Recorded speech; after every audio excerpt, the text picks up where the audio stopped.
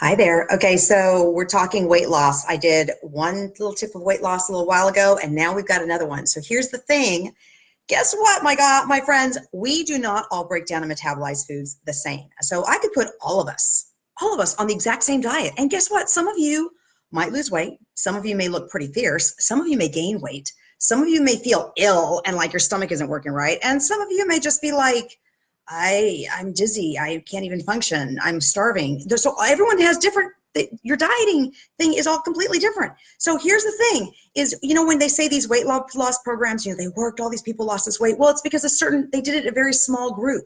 They had very specific parameters. So the ideal situation is you got to figure out what works for you. And so with that said, here's my big tip of the day.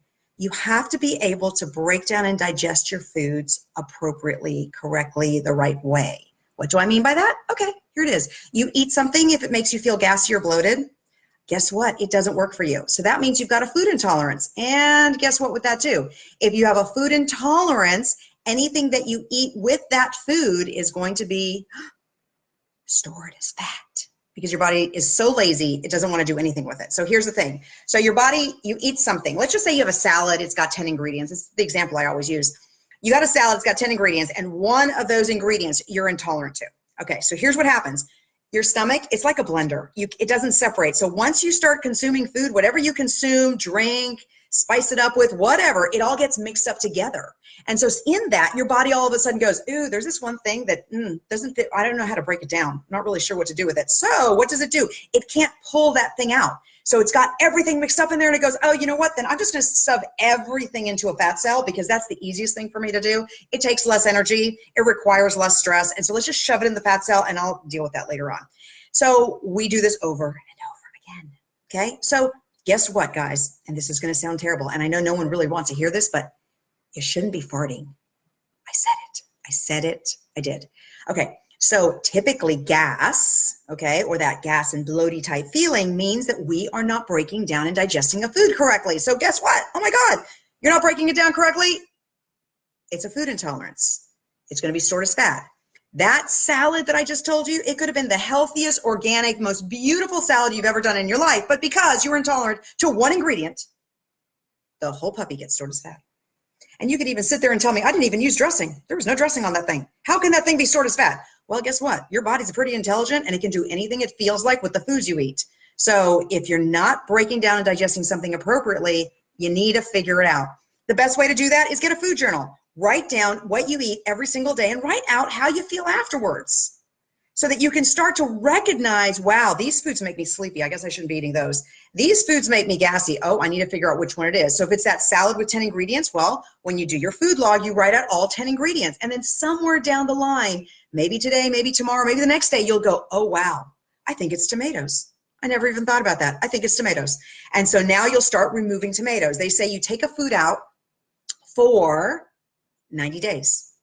At the 90-day mark, you reintroduce it for 1 week. Only one food though. So let's say you found, I don't know, let's say you found 4 foods you were intolerant to. Don't put them all back at once. Only do one at a time. See how you feel. If you feel okay, maybe I can bring that food back. Then you do that for 1 week, and then you bring back the next food and you try it again. And so that's how you're going to kind of reintroduce the food. If you try the food and you still feel bad, then it's not for you right now. It's going to be later on down the line. And here's the thing with a food intolerance. A food intolerance can last a week, a month, or maybe 10 years. Okay, so it's just kind of depending on how our body's breaking down and metabolizing. And you have to think about it too. Look at what we've done to the inside of our system. So childhood, we did antibiotics, all sorts of different medicines, whatever food stuff our parents were giving us. Honestly, I'm going to be very honest with you. Nobody knows this. Okay, for as much as healthy as you know that I am, right? Okay, listen to this. My parents, we used to have what my mother called appetizers before dinner. Do you know what those were? Cheetos. Yes, I ate Cheetos before dinner, like most of my childhood, okay? Now you ask me to eat a Cheeto, I think I'm gonna, I can't do that. But at that moment, yes, I did do that. So if you start thinking about all of these things we did, right, it takes a toll in our breakdown in our digestive system. So then we have some certain issues with certain foods. And what we've got to do is we've got to start eliminating these foods so our digestive system can actually start to work the way it's supposed to. Then once it gets strong enough to do what it's supposed to do, we should be pretty good, okay? So I want you to write out a food log. Figure out what foods are bugging you and please get rid of them. A client of mine the other day, she said to me, oh, I can't, but that's my favorite thing. I don't want to deprive myself. And I thought I was going to ring. I was just going to squash her. No, I did. I wanted to do that so badly because food is fuel. That's all it is. I'm sorry. You're not being deprived because you took a food group out of your food. Okay, so please don't say that to yourself. Remember, it's not a reward. You're not being deprived. None of that. Okay, food is there to fuel you so that you can do the next thing in your day. Right? So I just had lunch. I gave myself the fuel so that I can make it until I make dinner at, I don't know, probably 7:30, 8 o'clock. But that's what I've done. So that's what we have to do. We want to feel fueled. Now, one last tip with this whole thing, okay? Well, actually two. I want you to eat to feel satisfied, not full, because once you're full, you're actually taxing your body. Your body doesn't really have enough energy to break down and digest everything because it's like, oh my God, there's way too much stuff in here. It's kind of like if I asked you to move the furniture in my room and then I said, oh, you know what, not just the furniture in my room, I want you to move the furniture in my room, this room, and the other room. Then it's like, oh, I don't have the energy to do all that. That's a lot of stuff I got to move. Same thing happens when we fill ourselves up, okay? So eat to feel satisfied, not full. Now, when you get to your next meal, I want you to take a moment and go, am I famished or am I just ready to eat?